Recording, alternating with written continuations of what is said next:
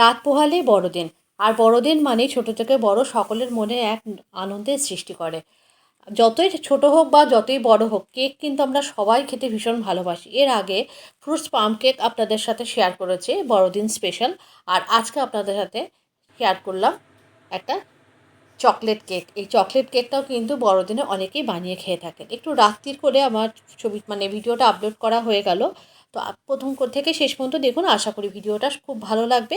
সমস্ত রকম tips and trick সব ফলো করব, আপনাদের সঙ্গে শেয়ার করব এবং সমস্ত রকম মেজারমেন্টটাও বলে দেবো। এই যে কাপটা মেপে নিয়েছি, এই কাপের মাপে আমি প্রথমে 1 কাপ সুজি নিয়েছি আর এই কাপের মাপে 1 কাপ চিনি নিয়েছি। এর থেকে বেশি চিনি নেওয়ার দরকারও নেই। ভালো করে আমি একটা মিক্সির জারের মধ্যে নিয়ে খুব ভালো করে একদম ড্রাই ব্লেন্ড করে নিয়েছি। নেওয়ার পর একটা একটা পাত্রের মধ্যে নিয়ে নিয়েছি, যে বোলটার মধ্যে আমি মিক্সচারটা রেডি করব। আর যে কাপটা মেপে নিয়েছি চিনি আর সুজি, সেই কাপ মেপে 1 কাপ নিয়ে নিলাম আটা। আজকে আমি কেকটা আটা দিয়ে বানাবো। এর আগের কেকটা আমি ময়দা দিয়ে বানিয়েছিলাম, ফ্রুটস পাম কেকটা।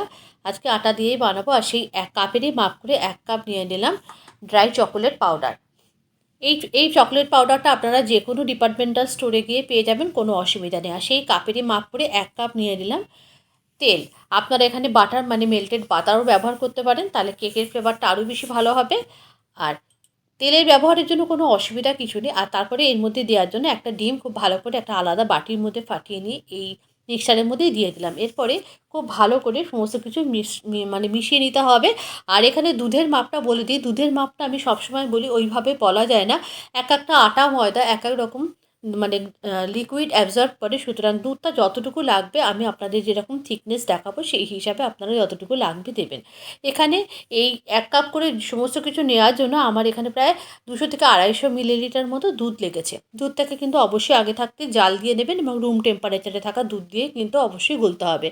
এবং ক্লকওয়াইজ অ্যান্টি ক্লকওয়াইজ ঘোরাবেন না, যে কোনো একটা দিকে আপনারা একই রোটেশনে কিন্তু এই ব্যাটারটাকে মেশাতে হবে। অল্প অল্প করে দুধ দিয়ে সমস্ত ব্যাটারটাকে খুব ভালো করে মিশিয়ে নিচ্ছে। ভালো করে মিশিয়ে নেওয়ার পর আস্তে আস্তে দেখুন এরকম থিকনেস হবে। এই রকম থিকনেসে আসলে ব্যাটারটাকে একটা সাইড করে রেখে দেবেন। তখন এর মধ্যে দিয়ে দিতে হবে কিছু জিনিস। এখানে আমি এই চামচটা 1.5 চামচ মতো দিয়ে দিয়েছি ভ্যানিলা এসেন্স। দেওয়ার পর আবারও খুব ভালো করে মিশিয়ে নিয়েছে। যত ভালো করে ব্যাটারটাকে মেশানো হবে আর যত ফাটানো হবে তত কিন্তু কেকটা হবে অনেক বেশি সফট। এই ফাটানোর জন্য কিন্তু অনেকটা সময় দিতে হবে। এক এই যে চামচটা মাপে ভ্যানিলা এসেন্স নিয়েছে তার থেকে একটু ছোট মাপে চামচ নিয়ে তার সেই চামচের 1 চামচ দিয়ে দিয়েছি বেকিং পাউডার, তার হাফ দিয়েছি বেকিং সোডা। আর অল্প একটু ভিনিগার দিয়ে প্রথমে এই বেকিং পাউডার বেকিং সোডাটাকে ভালো করে মিশিয়ে নিয়েছি, তারপরে সমস্ত মিক্সচারের মধ্যে মিশিয়ে নিয়েছি। এটা একদম শেষে দিতে হবে, শেষে করতে হবে। আর এটা মেশানোর পর খুব বেশিক্ষণ রাখা যাবে না। ওপর থেকে কিছু ছড়িয়ে দিয়েছি চকো চিপস। চকো চিপস মেশানোর পরও খুব ভালো করে সব কিছুর সাথে মিশিয়ে নিয়েছি। চকো চিপসও কিন্তু আপনারা যে কোনো মুদিখানা বা ডিপার্টমেন্টাল স্টোরে পেয়ে যাবেন, কেক প্যাটিসের দোকানেও পেয়ে যাবেন। এরপরে কেকের মোল্ডগুলো নিয়ে নিয়েছে। এতে যা ব্যাটার আছে তাতে 2টো মোল্ড রাখবে। প্রথমে মোল্ডগুলোকে আগে খুব ভালো করে একটুখানি তেল ব্রাশ করে নিতে হবে। খুব ভালো করে তেল ব্রাশ করে নিতে হবে, তা নয়তো কিন্তু গায়ের মোল্ডের গায়ে কেকগুলো কিন্তু চিপে যাবে।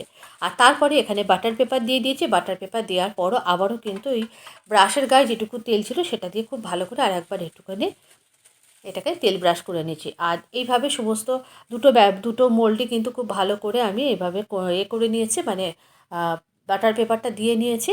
দেওয়ার পর আস্তে আস্তে আমি এর মধ্যে ব্যাটারটাকে ঢেলে দিয়েছি। ব্যাটারটা দেওয়ার পর একটুখানি ট্যাপ ট্যাপ করে নিতে হবে যেন ভেতরে কোনো বাবলস না থাকে।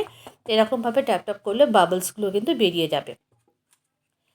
একদম কেকের মোল্ডগুলো রেডি হয়ে গেছে। আর এদিকে কিন্তু গ্যাসের ওপর 2টো কড়া আমি প্রিহিট করতে বসিয়ে দিয়েছি। এটা অবশ্যই করতে হবে।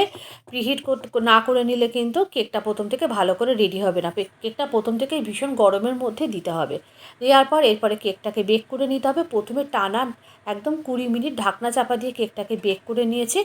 আর এই পাশে কিন্তু আরও একটা বসিয়ে দিয়েছি কেকের কেকটাকে আর একটা কড়ার মধ্যে বসিয়ে দিয়েছি। আর ছিদ্রটাকে কিন্তু একটা কাগজ দিয়ে আটকে দিয়েছে। 20 মিনিট পরে একটুখানি চকো চিপসগুলো ওপর থেকে দিয়ে দিয়েছি। প্রথম থেকে চকো চিপসগুলো যদি ওপর থেকে দেওয়ার জন্য আপনার ডেকোরেশনের জন্য দেন, ওপর থেকে দিলে কিন্তু তলায় পড়ে যাবে। তাই 20 মিনিট মতো হওয়ার পর যখন কেকটা একটু সেট হবে তখন এগুলো দিয়ে দিয়েছি। তারপরে একটা স্কিওয়ার দিয়ে দেখে নিয়েছি যে এর মধ্যে কিন্তু ভালো করে হয়নি। এই স্টিকগুলো কিন্তু যে কোনো দোকানে আপনারা কিনতে পারবেন। দেখুন ভালো করে হয়নি। আবারও ঢাকনা চাপা দিয়ে 20 মিনিট রেখে দিয়েছি। 20 মিনিট টোটাল 40 মিনিট লেগেছে বেক করতে। আর এরপরে কিন্তু আমি দেখুন আমি কিন্তু 20 মিনিট পরে আবারও কিন্তু স্কিওয়ার দিয়ে দেখে নিয়েছি। এবারে কিন্তু আর স্কিওয়ারের গায়ে লাগছে না। কেকটা একেবারেই রেডি হয়ে গেছে। গ্যাসের ফ্লেমটা বন্ধ করে আরও 30 মিনিট এভাবে রেখে দিয়েছি। তারপরে একটা জায়গায় বার করে নেওয়ার পর এটাকে ঠান্ডা করে নিয়েছি। কোনো রকম খাটনিই হলো না, মানে অনায়াসেই উঠে গেল ভেতর থেকে, মানে যে চারপাশ থেকে ছুরি দিয়ে কাটতে হয় বা কিছু সেরকম করতেই হলো না। দেখলাম এবারে কেকটা সুন্দরভাবে স্মুথলি উঠে গেল। আর এইভাবে সমস্ত পেপারগুলোকে আস্তে আস্তে ছাড়িয়ে নিয়েছি। কী সুন্দর দেখুন, একটুও কিন্তু পুড়ে যায়নি বা কোনো কিছু। এই মানে টাইমটা যদি ঠিকঠাক করে আপনারা মানে মেজারমেন্ট করে করেন তাহলে কিন্তু কেক একদম এরকম সফট হবে আর কোনো কেকই কিন্তু পুড়ে যাবে না। সমস্ত মানে মানে পেপারগুলোকে সরিয়ে নিলাম এটাকে। এরপর দেখুন কত সফট কেক হয়েছে। এই কেকটাকে আমি কাটবো না, এই কেকটা আমি একজনকে গিফট করব বলে বানিয়েছি। আর একটা কেক যেটা বানিয়েছি সেটাকে আপনাদেরকে কেটে দেখাবো কতটা সফট হয়েছে কেকটা। আর আজকের রেসিপিটা আপনাদের কেমন লাগলো অবশ্যই কিন্তু কমেন্ট করে জানাতে ভুলবেন না। রেসিপিটা ভালো লাগলে অবশ্যই কিন্তু একটু লাইক করবেন, কমেন্ট করবেন। নিত্য নতুন রান্নার আপডেট পেতে অবশ্যই অন্তরার পেজটিকে আপনারা ফলো রাখবেন। আর দেখুন কেকটা কতটা সফট হয়েছে। আপনারা কিন্তু অবশ্যই বানাবেন বড়দিনে এরকম কেক। বড়দিনের আমেজ কিন্তু 2-3 দিন 4 দিন পর্যন্ত চলে, তাই কেক বানিয়ে খাওয়া যেতেই পারে। আমি কেকটাকে একটু সার্ভ করে নিলাম। আজকের রেসিপিটা তাহলে এই পর্যন্ত। আবারও দেখা হবে পরবর্তী ভিডিওতে আরেকটা নতুন কোনো রেসিপির সাথে। সবাই কিন্তু সাথে থাকবেন, পাশে থাকবেন। আবারও দেখা হচ্ছে।